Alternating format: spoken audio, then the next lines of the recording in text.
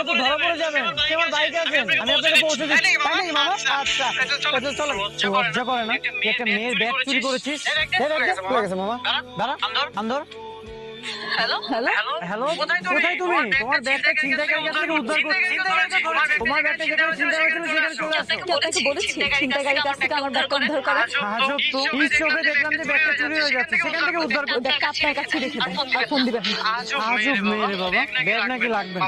মামা ব্যাগ দিতে লাগবে না, ব্যাগটা আমরা দিয়ে দেবো। তোকে যে এখনো পুলিশের কাছে দেয়নি, এটা তো তোর সাত কপাল। যা এখান থেকে যা। এই ব্যাগওয়ালি, আমাকে বলছেন? হ্যাঁ আপনাকে বলছি। এক মিনিট দাঁড়ান, আমি আসছি। আপনি কি চান? কে আপনি? আমাকে চিনতে পারছেন না? ওই যে আপনার ব্যাগ। কি হয়েছে রে? মেয়েটাকে মা, যে ব্যাগটা তোমার কাছে দিলাম, ব্যাগের মালিক। আমি যাবো না, আমি ঠিক আছি। ঠিক আছে মা, নিয়ে আসছি। বাসে চলেন, মায়ের হাতে। প্লিজ যেতেই হবে, প্লিজ।